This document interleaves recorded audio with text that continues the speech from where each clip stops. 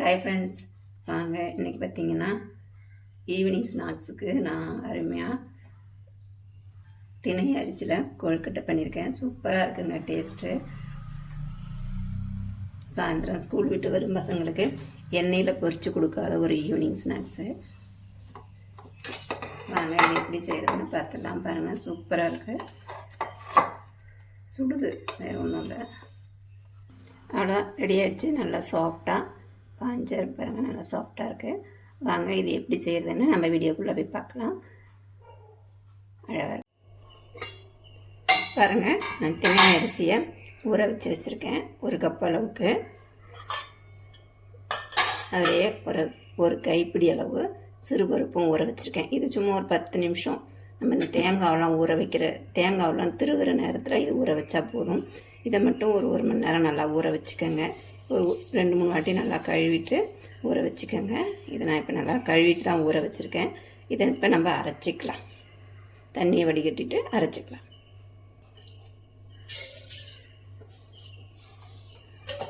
ரொம்ப நல்லா இருக்குங்க, டேஸ்ட்டாக இருக்கும். திணை அரிசி பொங்கல் வைக்கலாம், இதேமாரி கஞ்சி வைக்கலாம், பாயசம் வைக்கலாம், கொழுக்கட்டை பண்ணலாம், எல்லாமே பண்ணலாம். நான் இன்றைக்கி பார்த்திங்கன்னா கொழுக்கட்டை செய்யலாம். சரி, ஈவினிங் பசங்க வந்தோன்னே சாப்பிடுவாங்க இல்லையா, டீ காஃபி கூட இந்த மாதிரி செஞ்சு கொடுத்துடலாம். இந்த தண்ணியை ஊற்றி அரைச்சிக்கலாம். நல்ல தண்ணியில் தான் ஊற வச்சுருக்கேன், அதனால் இதை இப்படியே அரைச்சிக்கலாம்.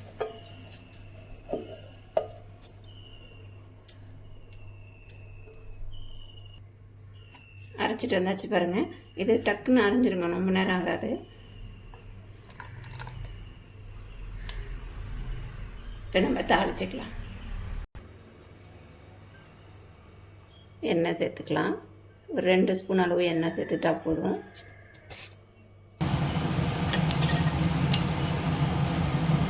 கடுகு சேர்த்துக்கலாம். அடுத்து பார்த்திங்கன்னா ஒரு 2 ஸ்பூன் அளவுக்கு கடலைப்பருப்பு சேர்த்துக்கலாம்.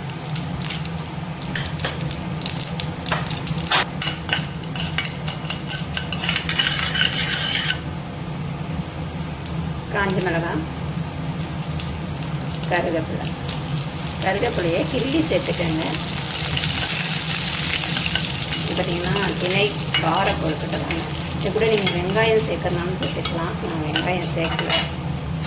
வெங்காயம் சேர்த்து செஞ்சோம்னா நிறையா இருந்ததுன்னா வீணாக போயிடும் இல்லையா, அதனால் நான் வெங்காயம் சேர்க்கல.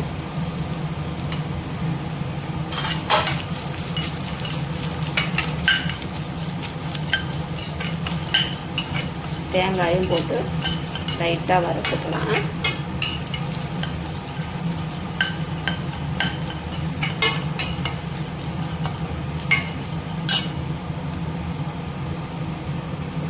ஊற வச்சுருந்த சிறுபருப்பு கொஞ்சமாக சேர்த்துக்கலாம்.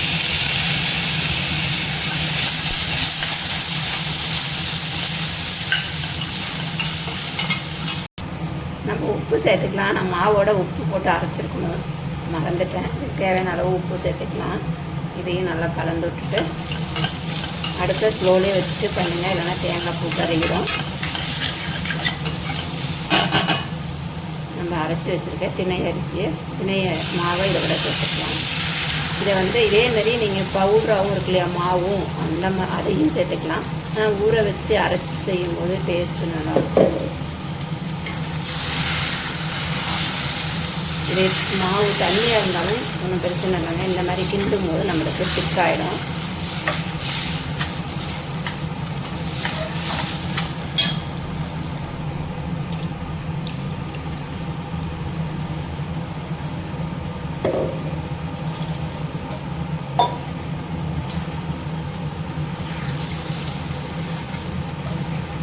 உப்பு மட்டும் செக் பண்ணிக்கோங்க.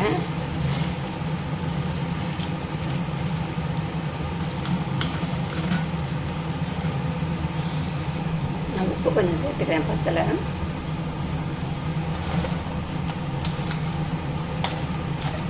அவ்வளோதாங்க. இதை கிண்டி நல்லா உருண்டையாக வந்துட்டு பிறகு நம்ம ஆற வச்சு உருண்டை பிடிச்சிக்கலாம். பாருங்கள், நம்ம எவ்வளோ தண்ணியாக சேர்த்தோம், திக்காக வந்துடுச்சு பாருங்கள். இதுலேயே நம்மளுக்கு ஓரளவுக்கு வெந்த மாதிரி ஆகிடும்.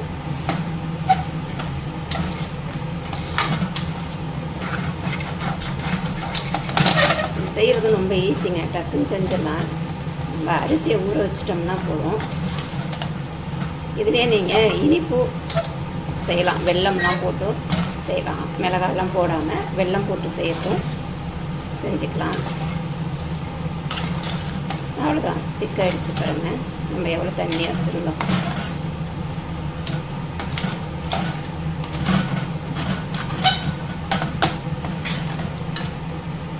இந்த அளவுக்கு உருண்டை பிடிக்கிற அளவுக்கு வந்தோடனே நம்ம இறக்கிக்கலாம்.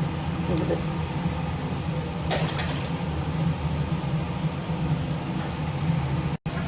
இட்லி பானை நம்ம உருண்டை பிடிக்கிற இடத்துக்குள்ள இட்லி பானையில் தண்ணி வச்சுக்கலாம். நம்ம உருண்டை பிடிக்கிறதுக்குள்ளே தண்ணி சுட்டுக்கிட்டு இருக்கட்டும். இன்னொரு பாத்திரத்தில் ஆற வச்சிடலாங்க. அதே பாத்திரத்தில் இருந்தாலும் நமக்கு சூட்டோடு இருக்கும்போதே நம்மளுக்கு மாவு காஞ்சி போகும். இந்த மாதிரி ஒரு பாத்திரத்தில் மாற்றி வச்சுக்கலாம்.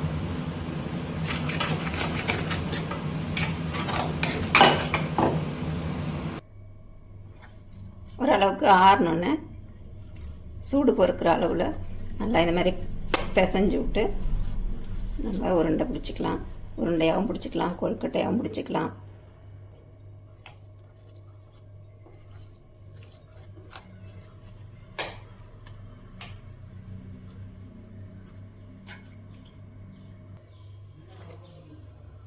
அதுதான் இந்த மாதிரி மாவு எடுத்து நீங்கள் உருண்டையாகவும் பிடிச்சிக்கலாம், கொழுக்கட்டையாகவும் பிடிச்சிக்கலாம். நான் கொஞ்சம் உருண்டையாகவும் கொஞ்சம் கொழுக்கட்டையாகவும் பிடிச்சிக்கிறேன். ஏன்னா ஒரே மாதிரி இருந்தாலும் போர் அடிக்கும் இல்லையா. குட்டி குட்டியாக இருந்தாலும் அதுவும் டப்பு டப்புன்னு ஒன்று வாயில் எடுத்து போட்டுக்கலாம். இந்த மாதிரி எடுத்து அடுக்கிக்கலாம்.